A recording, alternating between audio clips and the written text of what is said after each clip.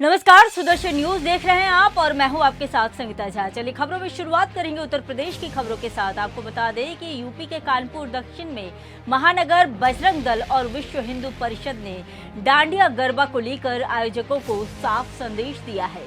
गौरतलब है कि कानपुर दक्षिण के सचान चौराहे पर कानपुर महानगर बजरंग दल व विश्व हिंदू परिषद ने सभी गरबा आयोजकों के विषय पर नवरात्रि में खेले जाने वाले डांडियों में अश्लील फिल्मी गानों के साथ साथ विधर्मियों के प्रवेश पर पूर्णतया रोक लगाने के लिए कहा है।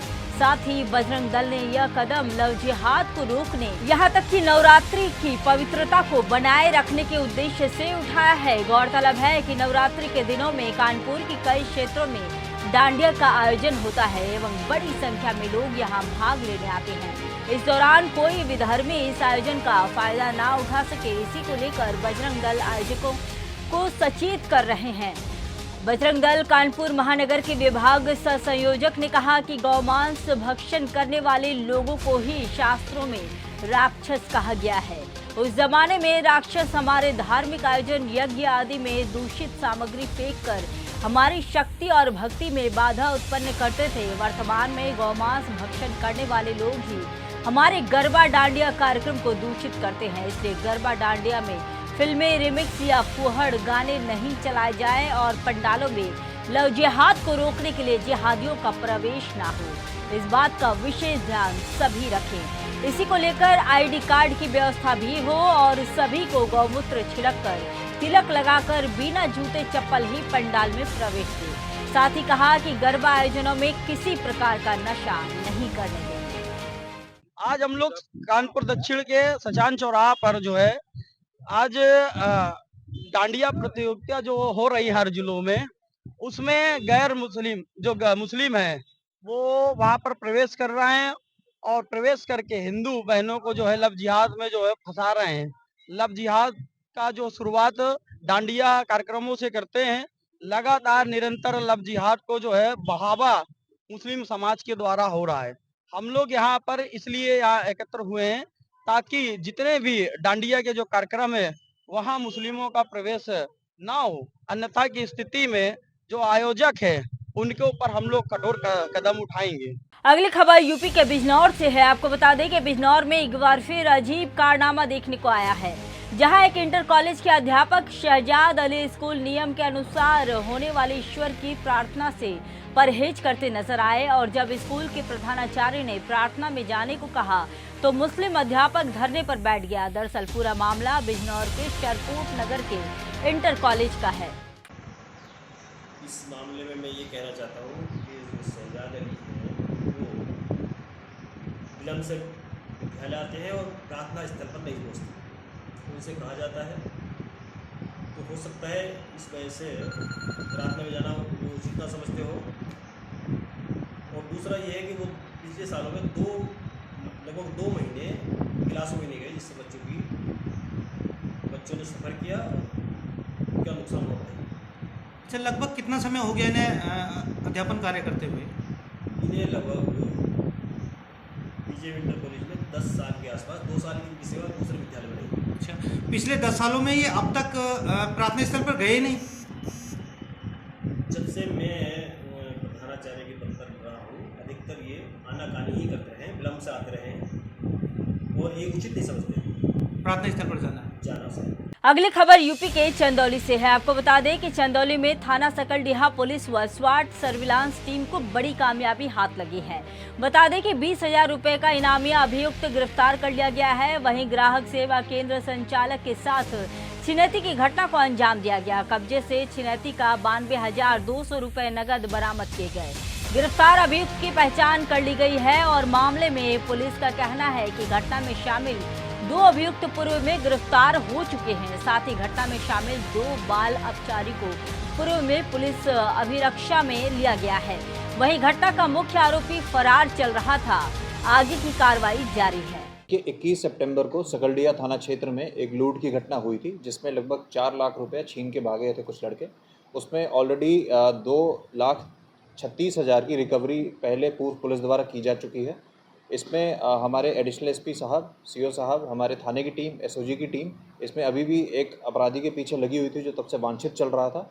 उस अपराधी को भी पुलिस द्वारा सफलतापूर्वक पकड़ लिया गया है। और इस अपराधी जो इसका नाम है दीपक यादव उर्फ बागी, इससे हमें लगभग 92,200 रुपये इससे बरामद हुआ है, एक मोबाइल रेडमी का। और इसका आपराधिक इतिहास देखने पे पता चला है कि इसके खिलाफ मारपीट के पूर्व में कुछ मुकदमे पंजीकृत किए गए हैं। तो इसमें पुलिस द्वारा जो बरामद राशि थी उसको सफलतापूर्वक जो बाकी जो पैसा था जो सफलतापूर्वक उसको रिकवर किया गया है। और इन अपराधियों के खिलाफ गैंगस्टर की कार्रवाई भी की जाएगी। और इस प्रकार के और भी जो लड़के हैं, पता चला है कि उनका भी चिन्हांकन करते हुए पुलिस द्वारा उनके खिलाफ निरोधात्मक कार्रवाई की जाएगी। अगली खबर यूपी के फर्रुखाबाद से है। आपको बता दें कि जहां पर थाना अध्यक्ष नवाबगंज बलराज भाटी को निलंबित करते हुए हटाए जाने की मांग पर लेखपाल अड़े नजर आ रहे हैं। ग्राम उखरा में लेखपालों के साथ मारपीट की गई, जिसका मामला दर्ज करवाया गया। गौरतलब है कि तीसरे दिन भी लेखपाल फर्रुखाबाद तहसील सदर में लेखपालों का अपनी मांगों को लेकर धरना जारी रहा। लेखपाल संघ के जिला अध्यक्ष अजीत दुबे ने मीडिया से बात करते हुए कहा कि हमारी पहली मांग है कि थाना प्रभारी बलराज भाटी को निलंबित करते हुए तत्काल प्रभाव से हटाया जाए। घटना के समय जो उच्च अधिकारी वहां मौजूद थे उनके खिलाफ भी कार्रवाई की जाए। एफआईआर में जो भी अभियुक्त है उनके खिलाफ कठोरता दंडात्मक कार्रवाई की जाए। लेखपालों को सुरक्षा हेतु शस्त्र लाइसेंस उपलब्ध कराए जाए। साथ ही कहा कि जब तक मांगे नहीं मानी जाएगी तब तक धरना समाप्त नहीं होगा। मांगे पूरी होने से पहले धरना समाप्त होने वाला नहीं है। और इस तीसरे दिन जो है अभी हमने एडीएम साहब को ज्ञापन दिया है अपनी मांगों के संबंध में। और हमारी मांगे जो हैं वो उसमें नंबर 1 की मांग हमारी यही है कि थाना प्रभारी बलराज भाटी को निलंबित करते हुए तत्काल हटाया जाए। और जो भी वहाँ पर उच्चाधिकारी थे मौजूद थे, जो वीडियो में मौजूद है उच्चाधिकारी, उनके विरुद्ध भी कार्रवाई की जाए। दूसरा हमारा है कि जो प्राथमिकी में अंकित है एफआईआर में जो अभियुक्त अंकित है उन अभियुक्तों की सख्त गिरफ्तारी हो, जो भी कठोरतम दंडात्मक कार्रवाई है उस पर कार्रवाई की जाए। तीसरा ये है कि हमारे जो लेखपाल साथी हैं वो जो भी इच्छुक लेखपाल साथी हैं उनको प्राथमिकता के आधार पर सुरक्षा हेतु शस्त्र लाइसेंस जो है वो उपलब्ध कराए जाए, जिससे हम लोगों में सुरक्षा की थोड़ी सी भावना जागृत हो। और इन मांगों के पूरा होने से पहले जो है अभी ये धरना समाप्त होने वाला नहीं है। अगली खबर यूपी के मथुरा से है। आपको बता दें कि मथुरा में अपूर्ण निर्माण आंगनबाड़ी केंद्र के पूर्ण भुगतान पर नोटिस और जांच को लेकर जिम्मेदारों का बचाव होता नजर आ रहा है। बता दें कि उत्तर प्रदेश सरकार की जीरो टॉलरेंस नीति मथुरा के अधिकारियों के लिए बड़ा वरदान साबित हो रही है। तो वहीं अधिकारी जनता को इस नीति का भय दिखाकर बड़ा कमीशन का खेल खेल रहे हैं। और ऐसा ही मामला फरा ब्लॉक में लगभग सभी ग्राम पंचायतों में देखने को मिला, जहां आंगनबाड़ी केंद्रों के अधूरे निर्माण में पूरा भुगतान हुआ है। गौरतलब है कि आंगनबाड़ी केंद्रों के निर्माण करने वाली फर्मों के लिए डिजिटल भुगतान का FTO गेटवे बनता है, जिससे भुगतान हो सके। वीडियो द्वारा एक कमेटी बनाई है जो पंचायत में आंगनबाड़ी केंद्रों के निर्माण कार्यों को देखकर फर्मों के भुगतान के लिए रिपोर्ट प्रस्तुत करती है, लेकिन अपने चहेती फर्म जो कमीशन दे चुकी है उनका भुगतान कर दिया है, लेकिन उन फर्मों के आंगनबाड़ी केंद्रों का निर्माण अभी तक पूरा नहीं हुआ है। फरे ब्लॉक में मनरेगा के अंतर्गत कुछ कार्य ग्राम पंचायत स्तर से करवाए जा रहे हैं, जिसमें एक शिकायत हमारे पास आई है कि कुछ आंगनबाड़ी केंद्रों के अधूरे निर्माण पर भी भुगतान पूरा कर दिया गया है, या कुछ आंगनबाड़ी केंद्रों का जो क्वालिटी है वो अद्यमानक है। इस हेतु जिला स्तरीय अधिकारियों में, जिसमें DDO, DC मनरेगा और एक तकनीकी सहयोग हेतु AEMI की एक समिति नामित कर दी गई है। समिति को 1 सप्ताह का समय दिया गया है कि 1 सप्ताह में जांच कर स्थलीय भ्रमण कर हमें आख्या दें। तो सर आख्या में यदि यह पाया जाता है कि अधूरे निर्माण पर भुगतान पूरा हो गया है तो ब्लॉक की जिम्मेदारी तय की जाएगी, जो पेमेंट करा अकाउंटेंट BDO की, और यदि कोई कमी पाई जाती है उसको ठीक कराकर ठेकेदार की जिम्मेदारी तय की जाए। हाँ, ये प्रकरण आंगनबाड़ी केंद्र निर्माण का मामला मीडिया के माध्यम से सामने आया था। हमने उन सभी 7 पंचायतों को कारण बताओ नोटिस जारी किया है। अभी किसी का जवाब नहीं आया है। जवाब न आना ये एक संदेह को दर्शाता है, इसलिए हम स्वयं इसकी जाँच करने जाएंगे। और वित्त विभाग से वित्त का 2 लाख रुपया लगता है इसमें। लगभग 8 लाख रुपया मनरेगा से है और 2 लाख ICDS का होता है। इस प्रकार से 11,87,000 का ये प्रोजेक्ट है आंगनबाड़ी केंद्र निर्माण का। हाँ, अगर इसमें जांच में क्या दोषी जो पाए जाएंगे उन पर किस तरह की कार्रवाई बिल्कुल प्रावधान? जो दोषी पाए जाएंगे उन पे कड़ी कार्रवाई होगी। ये संज्ञान में आया है कि निर्माण पूरा होने से पहले ही पेमेंट कर लिया है, तो हम स्वयं इसको देखेंगे कि किस स्तर पे निर्माण हुआ है, एमडी हुई है या नहीं, और क्यों भुगतान किया गया है। जांच का सिलसिला आखिर शुरू तो हुआ। मथुरा के फरे ब्लॉक में जहां आंगनबाड़ी केंद्रों का अपूर्ण निर्माण पर पूर्ण भुगतान किया गया, तो वहीं जांच का सिलसिला बहुत देर से शुरू हुआ।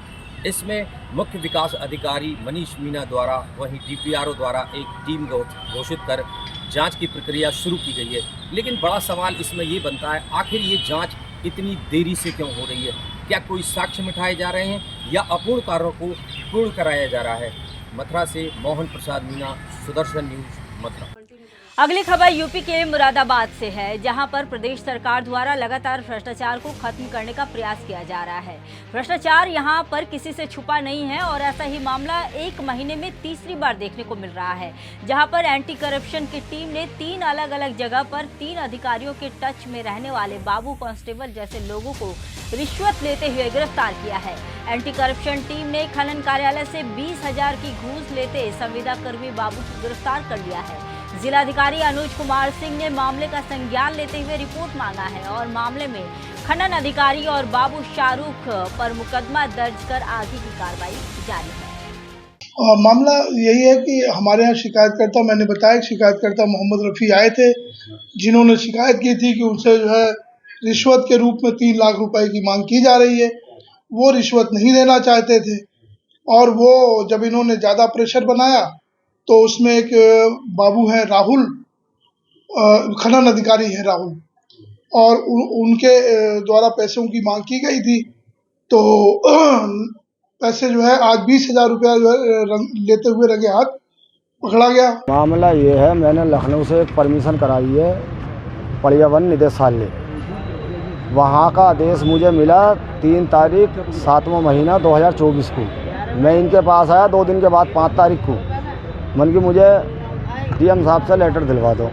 ये बोले 10 दिन के बाद आना। मैं 10 दिन के बाद आया तो बोले आप कामर चल रहे हैं, सावन का महीना में। फिर 1 महीने के बाद आया, फिर इन्होंने मुझसे डिमांड शुरू कर दी। किसने डिमांड शुरू करी थी? राहुल सिंह खनन अधिकारी जो, उन्होंने मुझसे कहा। क्या कहा था आपने? बोले आपको 3 लाख रुपए देने पड़ेंगे, बाकी शाहरुख से कर लो कम भर्ती। शाहरुख से जब मैंने बात करी तो वो पहले 2.5 पे आ गया, फिर 2 पे आ गया। बोला मैं साहब को मना लूँगा 2 लाख पे, मांगा 20,000 रुपये मुझे अलग से देने पड़ेंगे। तो मन की मैं कहाँ से दे दूँ? तब मैंने ये कदम उठाया, मैंने 20,000 रुपये एंटी करप्शन वालों को देके और ये पकड़वा दिया। कब से कार्य कर रहे हैं आप ये मतलब? ये मिट्टी का? हाँ। ये मैं 3 साल से काम कर रहा हूँ। किसने शुरू करवाया था ये काम आपको? हमारे वालिद साहब भी मिट्टी का काम करते हैं, ट्रैक्टर टिलोरी। और उसके बाद में कुछ दिनों में विदेश में था, सऊदी अरब में। सऊदी अरब से आने के मैंने ये काम करा। ऑनलाइन डाली थी आपने परमिशन? ऑनलाइन होती है ये। किससे डलवाई थी आप? एक कचहरी में ही आयुष नाम का बंदा है, उससे करवाई थी। अब क्या हुआ? कोई ये भी कर देते हैं ऑनलाइन, कोई भी कर देता। अच्छा, फिर क्या हुआ आज? अब जब ये लेटर न दे रहे तो ये मैंने इन्हें पकड़वा दिया रंगे हाथों 20,000 रुपये देकर। किससे पकड़वाया? एंटी करप्शन वालों से। अच्छा, क्या चाहते हैं अब आप? कार्रवाई चाहते हैं ताकि इतना भ्रष्ट न चले।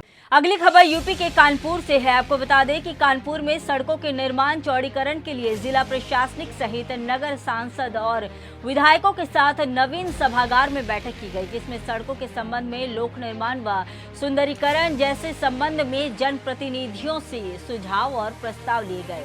बता दें कि उत्तर प्रदेश के मुख्यमंत्री योगी आदित्यनाथ ने बीते दिनों सभी जनप्रतिनिधियों के साथ पीडब्ल्यूडी के संबंध में ऑनलाइन बैठक करके जानकारी ली, ताकि प्रदेश के सड़कों का विकास कार्यों में बढ़ोतरी हो।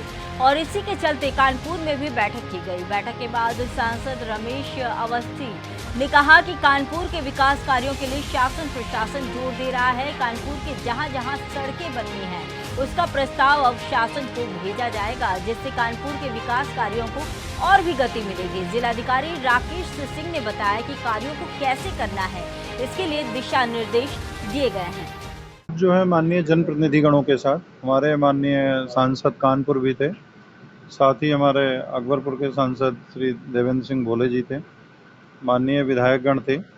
उनके साथ जो है आज एक बैठक हुई है लोक निर्माण विभाग के विभिन्न जो हमारे प्रांतीय खंड हैं जो निर्माण खंड था, भवन अनुरक्षण खंड था, साथ ही जो PWD का NH डिवीज़न है, तो इन सभी के साथ ही NHAI, इन सभी के साथ जो है बैठक कराई गई और जो कार्य योजना लोक निर्माण विभाग ने सड़कों के अनुरक्षण के संबंध में या नवनिर्माण के संबंध में या उसके सुदृढ़ीकरण के संबंध में, चौड़ीकरण के संबंध में जो तैयार की थी, उसके बारे में माननीय जनप्रतिनिधियों के सुझाव और प्रस्ताव भी आमंत्रित किए गए।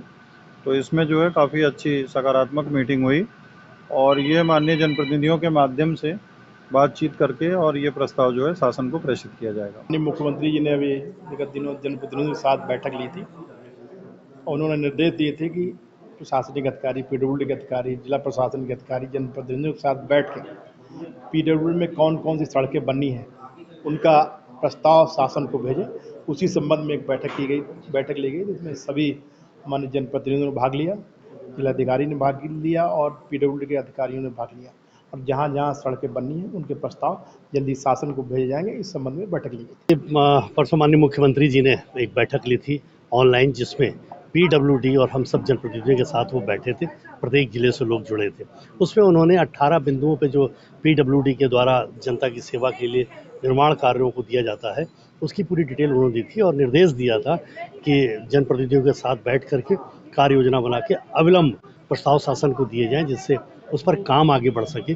उसके लिए मैं धन्यवाद दूंगा DM जिलाधिकारी कानपुर को। मुझे लगता है उत्तर प्रदेश की सबसे पहली ये बैठक जनप्रतिनिधियों और PWD के संबंधित अधिकारियों और NHAI और सब संबंधित अधिकारियों के साथ पहली बैठक, जिसमें प्रस्ताव पर प्रारंभिक चर्चा और जो शेष रह जा रहा है, कोई प्रस्ताव अगर नहीं गया है तो उस प्रस्ताव को भी देना है और देने के पहले इन्होंने जो PWD के वो हैं अधिकारी, वो हम लोगों से पहले डिस्कस करेंगे कि जनता को कहाँ पर कितनी आवश्यकता है इसकी जानकारी जो सड़क पर काम करता है उसको रहती है।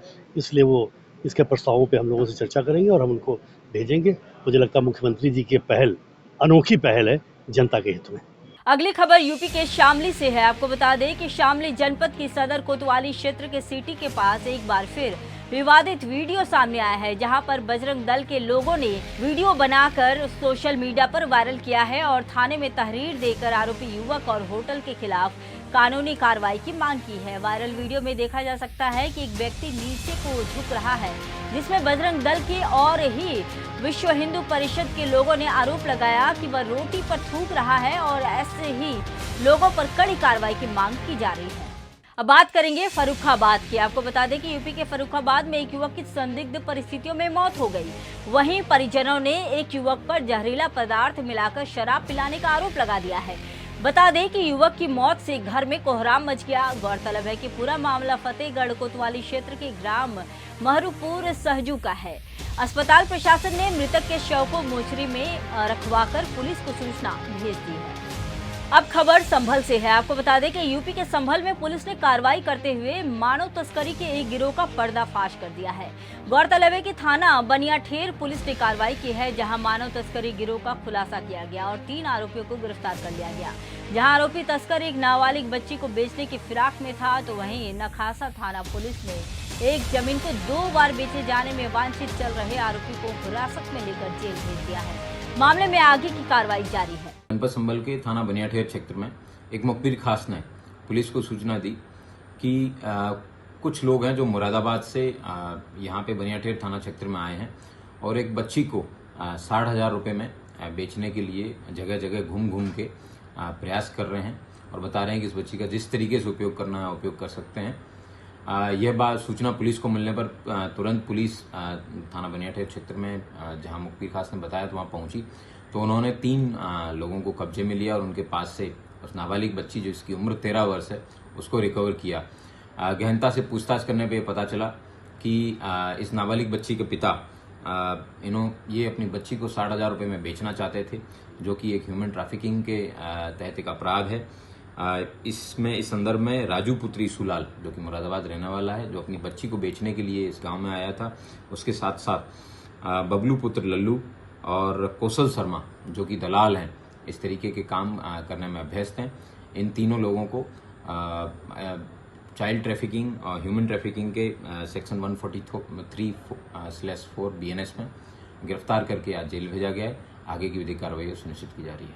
अब बात करेंगे प्रयागराज की। आपको बता दें कि यूपी के जनपद प्रयागराज की 12 तहसील में ओवरलोड राखड़ लाद कर सड़कों पर सरपट गाड़ियां दौड़ती हुई नजर आ रही है, जिसकी चपेट में आने से काल के गाल में लोग व बेजुबान गौवंश समा रहे हैं।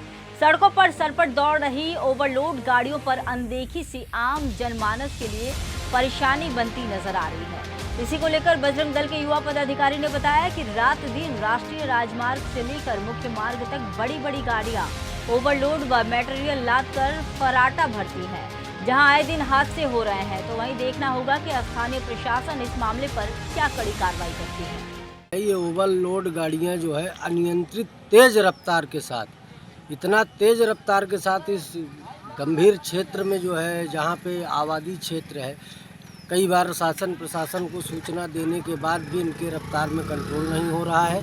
इनके द्वारा आए दिन सड़क पर बेसहारा गौवंशों की दुर्घटना में मृत्यु हो रही है, लोगों की चोटिल हो रही है। इसी क्रम में अभी आप देखें कि मेजा में भी एक घटना अनियंत्रित राखड़ और डंपर के कारण हुई है।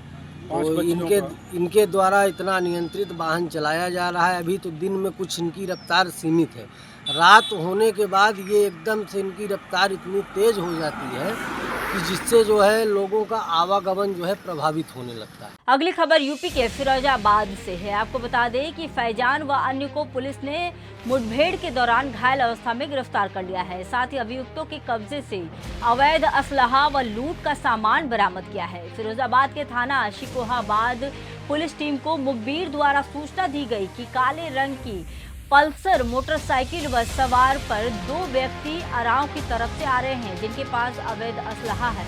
पुलिस टीम द्वारा खुद को बचाते हुए आत्मरक्षार्थ की गई जवाबी फायरिंग में दोनों अभियुक्त घायल हो गए। घायलों के पास से 2 अवैध असलहा, 2 जिंदा कारतूस, 2 खोखा कारतूस, 1 पल्सर मोटरसाइकिल लूट किए गए 9,230 रुपए नकदी व 1 सोने की चेन बरामद हुई है। पुलिस टीम द्वारा अभियुक्तों को हिरासत में लेकर उपचार के लिए अस्पताल में भर्ती कराया गया और मामले में आगे की कार्रवाई जारी। पुलिस की बदमाशों से मुठभेड़ हुई है। पुलिस हमारी पार्टी वहाँ गश्त पर थी और ये संदिग्ध व्यक्ति वहाँ पर दिखाई पड़े। पुलिस के द्वारा इनको रोका गया।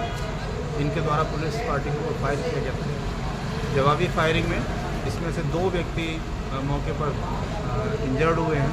उनको यहाँ जिला अस्पताल में लाया गया है, उनका उपचार चल रहा है। पूछताछ में इन लोगों ने बताया कि इन्होंने यहाँ पर 2 घटनाएं, एक घटना 30/8 को हुई थी और दूसरी अभी हाल में ही 28 तारीख को घटना हुई थी। पहली घटना में इन्होंने 4,000 रुपये और एक चेन लूटी थी और अभी दोबारा में इन्होंने एक जो ग्राहक सेवा जनसेवा केंद्र होता है उसके जो हैं वो अपने घर आ रहे थे, उससे इन्होंने उसका थैला छीना था जिसमें टिफिन के अंदर लगभग 50,000 रुपये थे। इस संबंध में ही थाना शिकोहाबाद पर दोनों अभियोग पंजीकृत हुए थे। उसी में ये 2 बदमाश जिन्होंने एक लूट घटना की थी वो पकड़े गए हैं। इनके द्वारा ये भी बताया गया कि इसमें 3 अन्य साथी भी इनके उस घटनाओं में शामिल रहे हैं। अभी मौके पर आसपास कॉम्बिंग की जा रही है। इनके साथ में और भी जो बदमाश थे वहाँ से आगे हैं। अगली खबर यूपी के मिर्जापुर से है। आपको बता दें कि मिर्जापुर में कछुआ थाना क्षेत्र के मिर्जा मुराद कछुआ वार्डर जीटी रोड पर सड़क हादसे में ट्रैक्टर सवार 10 लोगों की मौत हो गई।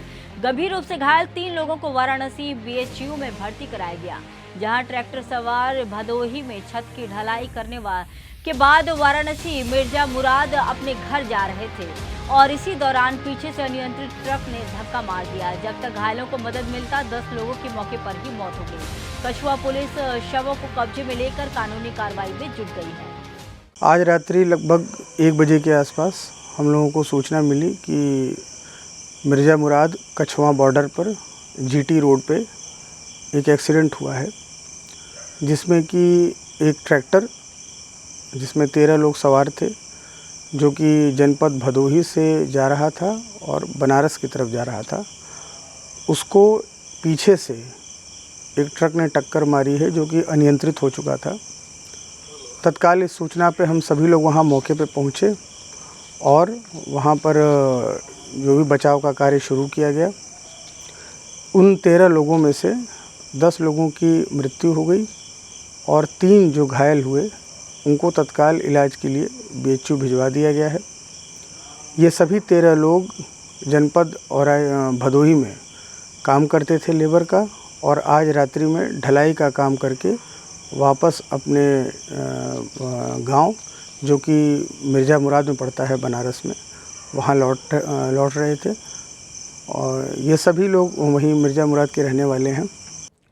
अगली खबर गुजरात से है। आपको बता दें कि गुजरात के सूरत में गौ माता को राजमाता का दर्जा दिलाने के लिए मालधारी समाज ने जिला अधिकारी को ज्ञापन सौंपा। सूरत शहर के जिला सेवा सदन में सूरत शहर कांग्रेस कार्यकर्ता एवं सांस्कृतिक रक्षा समिति के संयुक्त तत्वाधान में गौ माता को राजमाता का दर्जा दिलवाने के लिए मालधारी समाज द्वारा सूरत जिला कलेक्टर को आवेदन सौंपा गया। इसी को लेकर बताया गया कि सनातनी हिंदू धर्म में गौ माता का महत्वपूर्ण स्थान माना जाता है, तो वहीं संपूर्ण भारत में हिंदू धर्म के लोग पूजा अर्चना करते हैं। साथ ही कहा गया कि गुजरात राज्य में भी गौ माता को राजमाता का दर्जा दिया जाए। इस प्रकार से महाराष्ट्र में गौ माता को राष्ट्रमाता का दर्जा दिया गया है। उसी को लेकर आज गुजरात सरकार सूरत शहर में कांग्रेस कार्यकर्ताओं द्वारा कलेक्टर को आवेदन देने में आया है। किस प्रकार से वहाँ पे दिया गया है, राजमाता का दर्जा दिया गया, उसको लेकर सूरत में भी ये लोग आपत्ति है। किस प्रकार से यहाँ पे आके प्रदर्शन कर रहे हैं।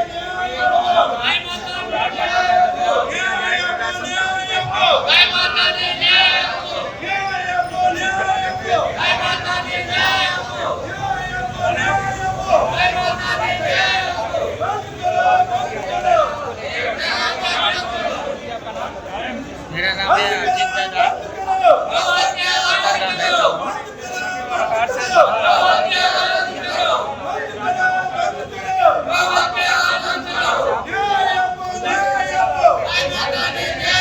भारत में जो गौ माता को राज्य माता का दर्जा दिया है वो सराहनीय कामगिरी है, और उसको एकनाथ शिंदे जी और देवेंद्र फडणवीस जी को आशीर्वाद के साथ शुभेच्छा देता हूँ। और ये गुजरात में भी ये सनातनी हिंदू ज़्यादा है।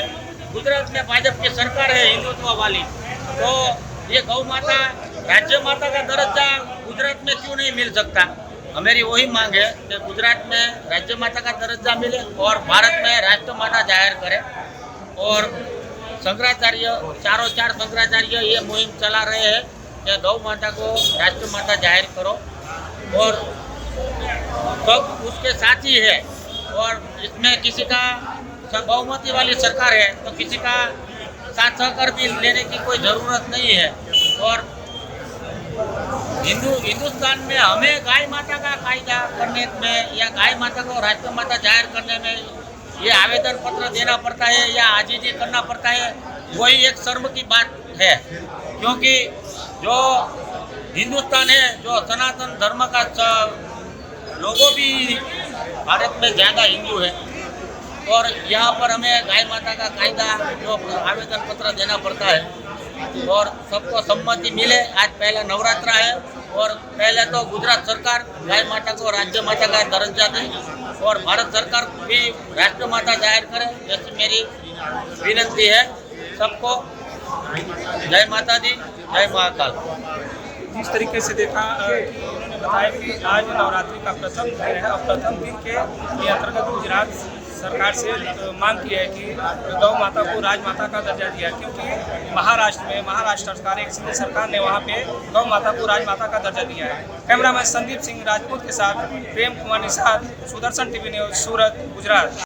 अब बात करेंगे कर्नाटक की। आपको बता दें कि कर्नाटक के चिक्कोड़ी तहसील के जैनापुर गांव के पास अचानक कार में आग लगने से एक व्यक्ति की जलकर मौत हो गई। तो वही खबर मिलते ही मामले की जायजा लेने पहुंचे विधान परिषद सदस्य प्रकाश हुक्केड़ी ने नाराजगी जाहिर करते हुए कहा कि इलाके में चोरी और सड़क हादसे की घटनाएं बढ़ती ही जा रही हैं और इसी मामले पर जल्द संज्ञान लेकर पुलिस कार्रवाई करे। अगली खबर ओडिशा से है। आपको बता दें कि ओडिशा के सुंदरगढ़ जिला के राजगांगपुर शहर के अंतर्राष्ट्रीय बालू शिल्पकार ने 2 अक्टूबर को महात्मा गांधी की बालू से आकृति बनाई, जिसको दर्शकों ने खूब सराहा। आपको बता दें कि अंतर्राष्ट्रीय बालू शिल्पकार राजू साहू अंतर्राष्ट्रीय स्तर की बालू से अनेक दृश्य बनाकर ओडिशा एवं देश का नाम रोशन कर चुके हैं।